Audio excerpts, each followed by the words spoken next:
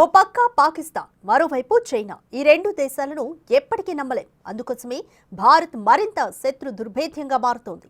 అంతరిక్షంలో నిఘాను మరింత బలోపేతం చేసేందుకు చర్యలు చేపట్టింది. పాక్, చైనా హిందూ మహాసముద్రంపై నిఘా పెట్టేందుకు ఇండియా 52 మిలిటరీ ఉపగ్రహాలను ప్రయోగించాలని చూస్తోంది. ఇది కనుక సక్సెస్ అయితే భద్రతా పరంగా భారత్కు కలిగే మేలేంటి? పాక్, చైనా నుంచి వచ్చే ముప్పుకు ముందే చెక్ పెట్టొచ్చా? Have a look. అంతరిక్షంలో ఆధిపత్యం కోసం ప్రపంచ దేశాలన్నీ తమ ప్రయత్నాల్లో బిజీగా ఉన్నాయి. ఈ క్రమంలో భారత్ కూడా స్పేస్ లో డామినేషన్ కోసం ప్రయత్నాలు మొదలుపెట్టింది. ముఖ్యంగా చైనా, పాకిస్తాన్ హిందూ మహాసముద్రంపై నిఘా పెట్టేందుకు వీలుగా 52 మిలిటరీ శాటిలైట్లను ప్రయోగించాలని నిర్ణయించింది. రియల్ టైం మానిటరింగ్ తో పాటు ఇతర అవసరాల కోసం దాదాపు 27,000 కోట్లు ఖర్చు చేయనుంది. ఓవైపు చైనా అంతరిక్షంలో ఆధిపత్యం కోసం ప్రయత్నిస్తున్న క్రమంలో భారత్ ఈ చర్యలు చేపట్టింది. స్పేస్ బేస్ సర్వైలెన్స్ SBS 3వ విడత ప్రోగ్రామ్ లో భాగంగా ISRO 21 ఉపగ్రహాలను ప్రయోగించనుంది.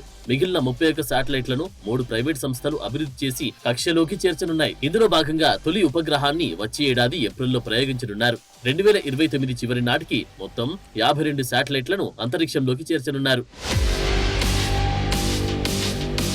Small satellite launch vehicle టెక్నాలజీని ఇస్రో ప్రైవేట్ సంస్థలకు ట్రాన్స్ఫర్ చేసి ఈ ప్రాజెక్ట్ లో వాటికి కీలక భాగస్వామ్యం ఇవ్వనుంది. అత్యవసర సమయాల్లో వేగంగా శాటిలైట్లను ప్రయోగించడానికి ఇది ఉపయోగపడనుంది. లో ఎర్త్, జియో స్టేషనరీ కక్షలపై దృష్టి పెట్టి ఈ ప్రాజెక్ట్ ను ఇంటిగ్రేటెడ్ డిఫెన్స్ స్టాఫ్ మానిటరింగ్ చేయనున్నారు. చైనా యాంటీ శాటిలైట్ సామర్థ్యానికి కౌంటర్ గాను ఈ ప్రాజెక్టు ఉపయోగపడనుంది. ఆపరేషన్ సింధూర్ లో భారత్ భారీ స్థాయిలో శాటిలైట్లను కూడా వినియోగించింది. వాటిలో ఇస్రో వాడుతున్న ఉపగ్రహాలతో పాటు అంతర్జాతీయ మద్దతు కూడా తీసుకుంది.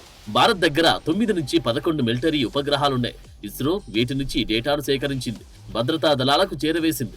ఓ కమర్షియల్ గ్లోబల్ ఆపరేటర్ నుంచి శాటిలైట్ ఇమేజ్లను సేకరించింది. ఇస్రో సొంతంగా వాడే కార్టోసాట్ సిరీస్ లోని వాటిని కూడా రంగంలోకి దించింది. వీటి ఆధారంగా మన దళాలు పక్కా ప్లానింగ్ చేసి పాక్ సైనిక స్థావరాలు దెబ్బతీశాయి. ఈ ప్రాజెక్ట్ కనుక పూర్తయితే భారత్ చేతికి యుద్ధరంగంలోకి రియల్ టైం డేటా వేగంగా అందే అవకాశం ఉంటుంది.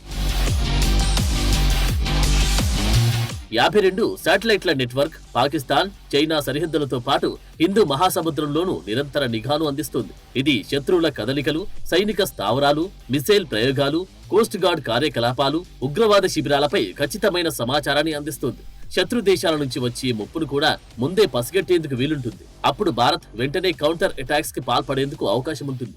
సరిహద్దుల్లో జరిగే ఏ చిన్న కదలికనైనా శాటిలైట్లు వెంటనే పసిగట్టగలవు. ఇది చొరబాట్లను నిరోధించడంలోనూ, సరిహద్దుల వెంట సైనిక బలగాల మోహరింపును మానిటరింగ్ చేయడంలో కీలక పాత్ర పోషిస్తుంది. శాటిలైట్ల ద్వారా వచ్చే ఖచ్చితమైన నిఘా సమాచారం భారత సైన్యానికి శత్రు టార్గెట్లను పక్కాగా గుర్తించి దాడి చేసేందుకు వీలు కల్పిస్తుంది. ఈ శాటిలైట్ నెట్వర్క్ ఇండియాకు వ్యూహాత్మక ప్రయోజనాన్ని అందిస్తుంది. ఇది పొరుగున ఉన్న శత్రు దేశాల నుంచి ఎదురయ్యే సవాళ్ళని ఎదుర్కోవడంతో పాటు భారతదేశానికి నిఘాతో పాటు భద్రతా సామర్థ్యాలు ఓ గేమ్ చేంజర్ అవుతుంది.